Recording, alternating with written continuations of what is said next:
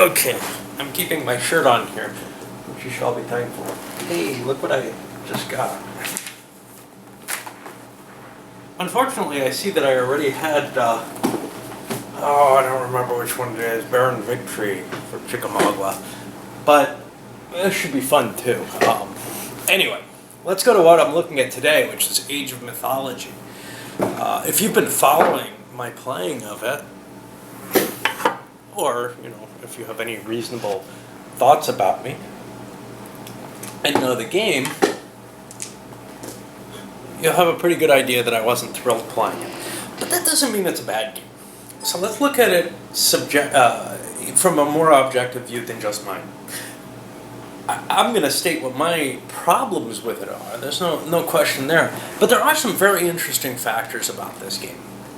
Like I first mentioned when I looked at it, it is sort of this blending of Ameritrash and a Euro game.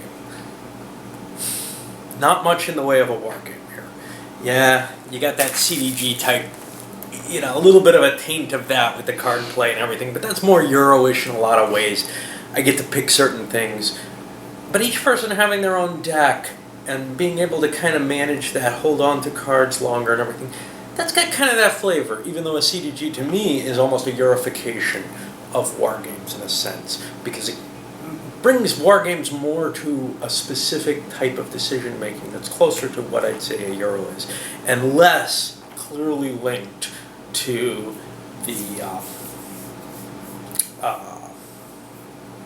the kinds of decisions that the actual leaders maybe were making, right? We can argue about that, but okay. Component-wise, a little cheesy. Got these little boards. I expect something a little different, but that's okay. The cards, a little cheap. We already talked about the counters. One of them separated, not greatly put together there. Plastic pieces, hard to look at, hard to understand what's going on with them, and flimsy enough that they break. One great thing about them, they're pretty close to 25 millimeter. No matter what I think of this game, I got a bunch of figures that if I ever get back into fantasy gaming, I can use for one purpose or another.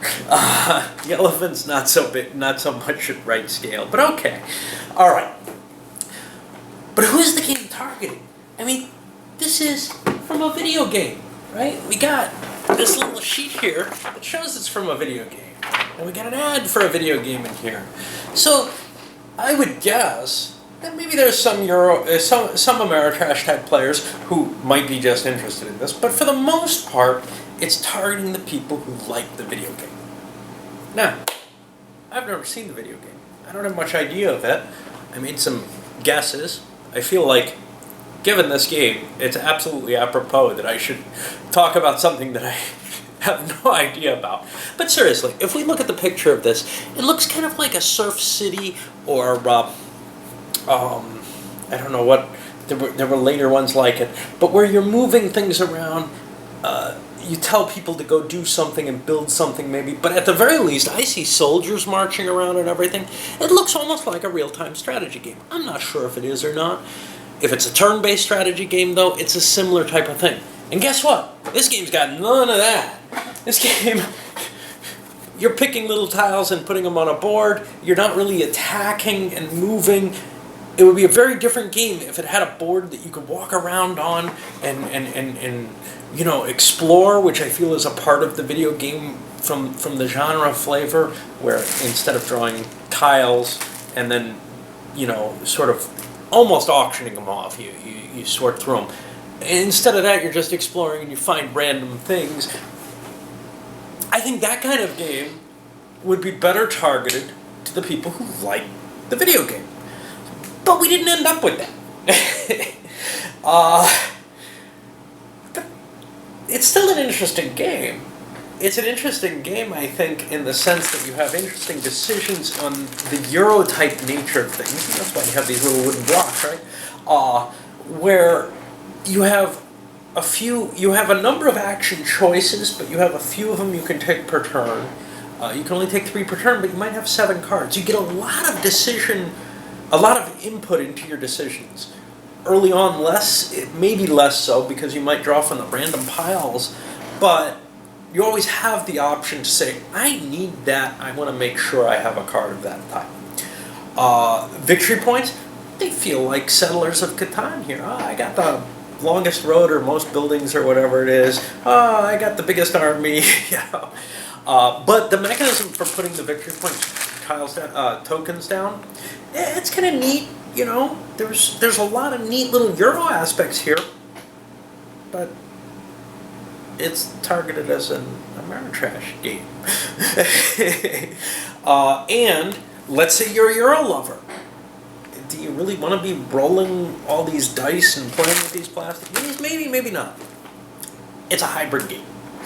And as such, I mean, I like hybrid games. Geronimo is definitely kind of in that hybrid nature. It's not a war game. It's not really, it's certainly not a CDG, even though it has. So I look forward to how can you mingle things. Is that cool? This scared me, though.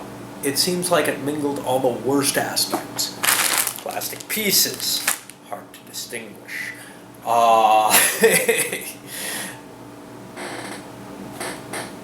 The kind of decision making that annoys me in a Euro game. A lot of people love it. It's not really my taste. So, if you're open to that kind of mixture of genres, of mainly of the Euro and the Ameritrash combination, I think this is a pretty reasonable game. It's nothing that I'd write home about, but it's not bad. Of course, those aren't my flavors, so I might not ever say, this is great. But I could see Puerto Rico and say, I like Puerto Rico. It's an okay game, and I can see why people really, really like it. With this, I don't think anybody would really, really like it. I might be mistaken. It does come with some nice potential fantasy minis or ancient ones. But, I mean, at whatever price it went for in its original form, as opposed to my, I paid shipping and a little more when I buy some of these games off an auction. Well, I can't, I just can't imagine it. And I think some people were probably very, very disappointed buying what they thought would be like the video game. And I mean, how well does it sell it? What does it say? What's the first thing? Unique sculptures, stunning miniatures, unique artwork, wooden cubes, distinct cultures, each with their own miniatures, card, and game boards. But, it doesn't really target. It does go into deep, flexible strategies. But again, I think that these hybrid games have a hard time selling as games, because usually the market is divided, as far as I can tell, into people who want to do one thing or another, and this is not one thing or another. It's got pieces of everything in terms of its flavoring, and while that's attractive to me, I don't think that's great for the market.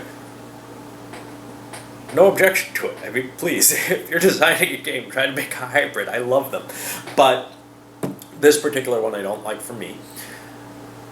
It doesn't hit the target audience that it was marketed for, I think, as far as I can tell, because it's just, it does not look at all like the kind of game you'd be playing on the video game. On the video game, it looks like you grab pieces and say, go do this. It's almost like Civilization, but, with a different, maybe a little more depth than the original Civilization.